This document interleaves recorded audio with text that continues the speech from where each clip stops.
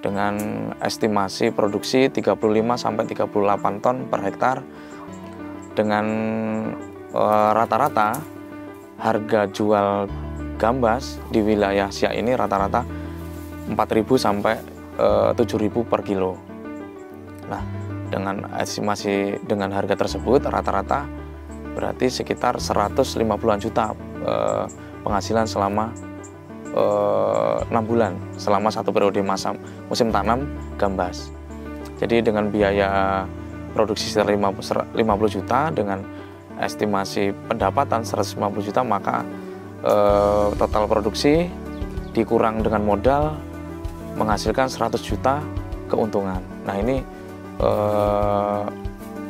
pendapatan yang real ya, rata-rata di lapangan. Jadi memang ketika tanaman juga, nah pendapatan ini korelasinya adalah dengan tanaman optimal, kemudian perawatan yang optimal, dengan harga yang optimal juga, maka mendapatkan keuntungan yang tersebut. Assalamualaikum warahmatullahi wabarakatuh. Halo sahabat YouTube Dedi TV, perkenalkan nama saya Edi Setiawan. Pada hari ini saya berada di kebun tanaman hortikultura, yaitu gambas atau oyong varietas Primavera dari Capana Merah.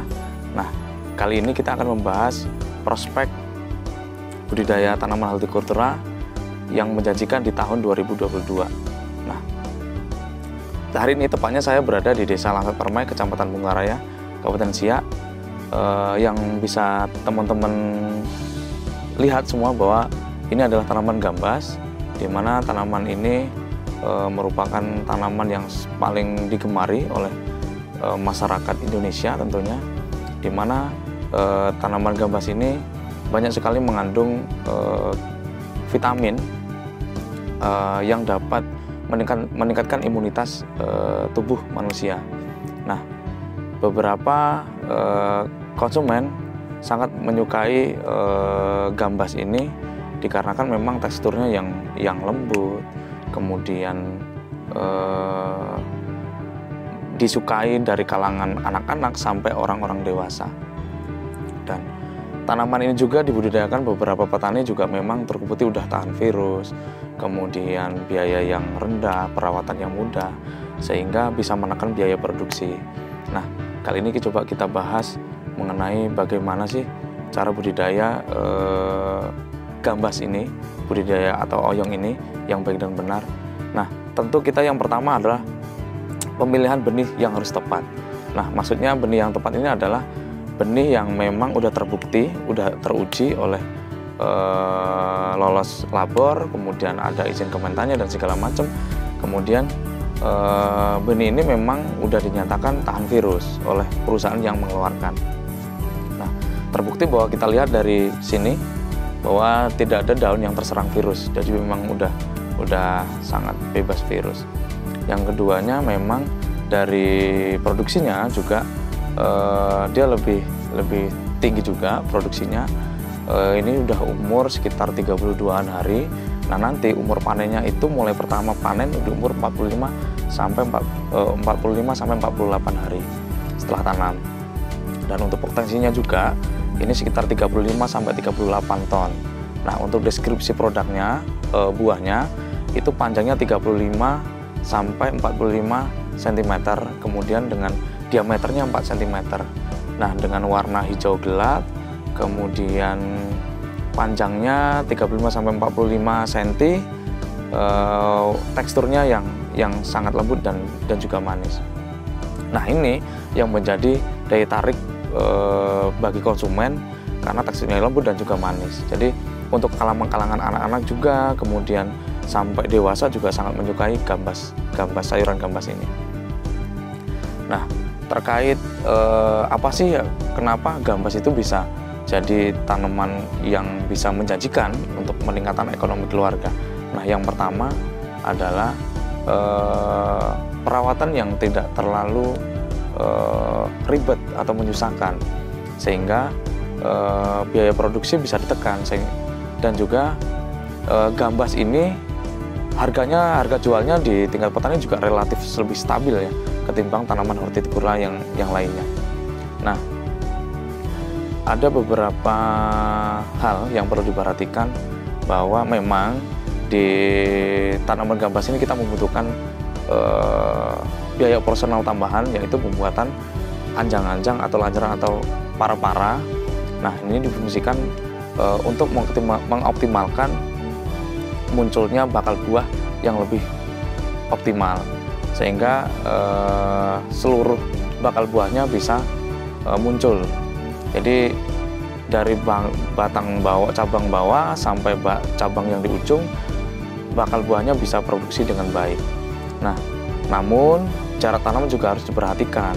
Kenapa jarak tanam? Karena tanaman juga butuh cahaya matahari 100% dari pagi sampai sore, sehingga jarak tanamnya juga harus diperhatikan. Nah, ini kita lihat sama-sama bahwa jarak tanamnya ini adalah 80. Intinya apa? Sehingga jarak cahaya matahari bisa masuk ke seluruh bagian tanaman. Jadi tanaman juga butuh klorofil untuk proses pembakaran makanan di dalam daun.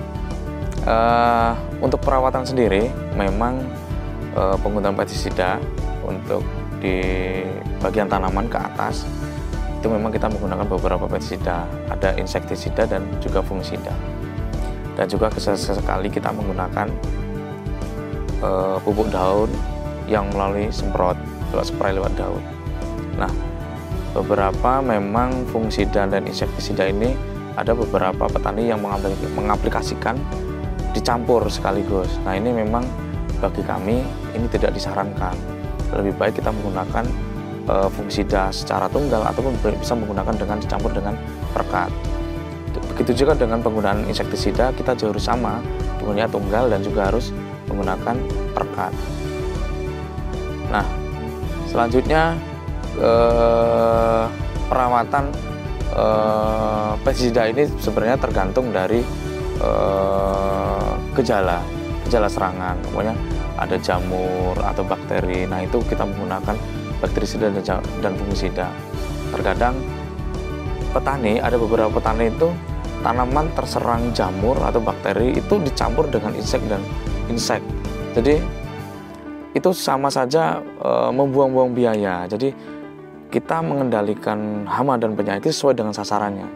Jangan kita campur-campur. Nah, itu nanti tentu korelasinya akan meningkatkan biaya produksi, dan ini sangat sayang sekali. Apalagi saat ini biaya pestisida yang mahal, kemudian biaya pupuk juga sekarang ini mahal, sehingga biaya perawatan belum lagi tenaga kerja yang sangat tinggi sekali.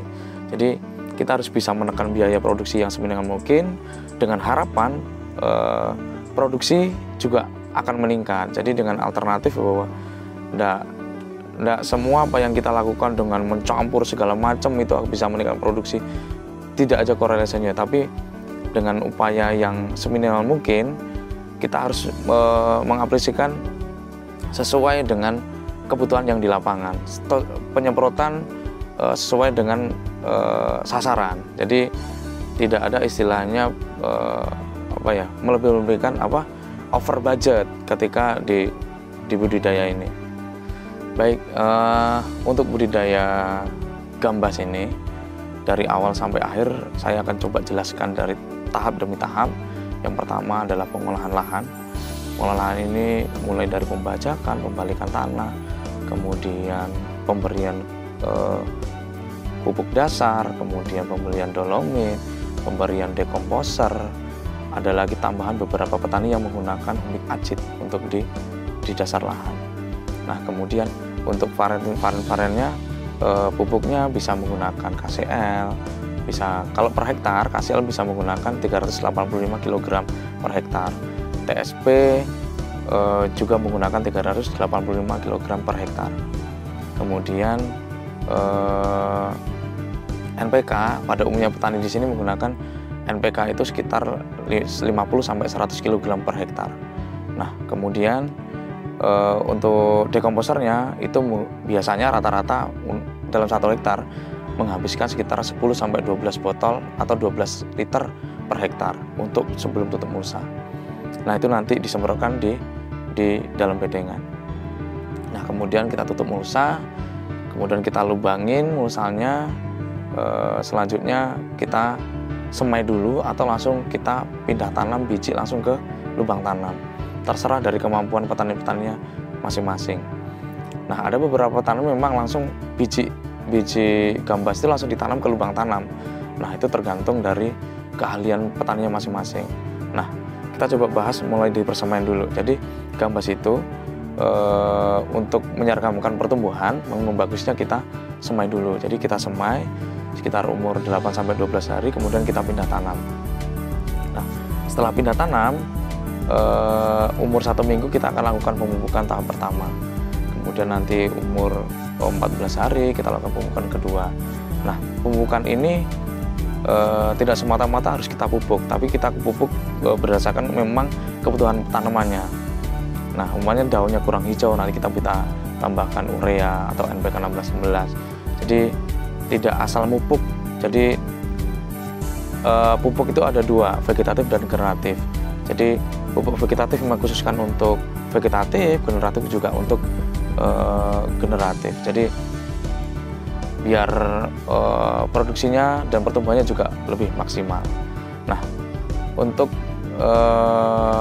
perawatan ini kita menggunakan rata-rata insek dan fungisida ya, beberapa. Jadi memang insek dan fungi, kalau fungisida kita menggunakan jamur dan bakteri fungisida, kemudian insek kita menggunakan hama termasuk ulat dan kutu-kutuan. Nah, itu juga berdasarkan serangannya, aplikasinya juga berdasarkan serangan. Jadi kita lihat bahan aktifnya. Jadi bukan karena gejala, karena di daun ada serangan jamur, bukan berarti kita harus aplikasikan insektisida. Nah, ini akan memboroskan biaya produksi. Nah, nanti gambas ini akan panen umur 45 sampai 48 HST. Jadi panen awal itu umur 45. Untuk biaya produksi sendiri dalam 1 hektar rata-rata membutuhkan biaya 40 sampai 50 juta per hektar. Dengan estimasi produksi 35 sampai 38 ton per hektar. Dengan rata-rata harga jual gambas di wilayah Siak ini rata-rata 4.000 sampai 7.000 per kilo. Nah, dengan estimasi dengan harga tersebut rata-rata berarti sekitar 150-an juta penghasilan selama 6 bulan, selama 1 periode masa musim tanam gambas. Jadi dengan biaya produksi 50 juta dengan estimasi pendapatan 150 juta, maka total produksi dikurang dengan modal menghasilkan 100 juta keuntungan. Nah, ini pendapatan yang real ya, rata-rata di lapangan. Jadi memang ketika tanaman juga, nah pendapatan ini korelasinya adalah dengan tanaman optimal, kemudian perawatannya optimal, dengan harga yang optimal juga, maka akan mendapatkan keuntungan yang tersebut. Jadi mudah-mudahan ayo pada kaum muda, kaum milenial, petani muda semuanya, ayo kita terjun ke lapangan, mari kita menanam, bahwa Indonesia sekarang butuh petani-petani muda. Udah saatnya petani muda ini bergerak. Udah nggak zamannya sekarang petani itu harus orang tua. Nah, saatnya petani muda harus punya inovasi baru, harus punya teknologi baru untuk bisa meningkatkan produksi di Indonesia, untuk bisa mencukupi kebutuhan di Indonesia. Harapannya ke depan banyaknya petani-petani muda di Indonesia ini semakin meningkat. Jadi produksi kebutuhan di Indonesia juga semakin tercukupi, bahkan kalau bisa nggak tercukupi di Indonesia secara nasional. Kalau kuota di Indonesia semakin tercukupi, kita bisa melakukan ekspor ke luar negeri. Seperti negara sahabat seperti yang terdekat adalah Singapura dan Malaysia. Nah, ini juga peluang besar untuk kita semua bagi petani muda. Ayo menanam, Indonesia butuh teman-teman petani muda semuanya. Saya Heri, Assalamualaikum warahmatullahi wabarakatuh.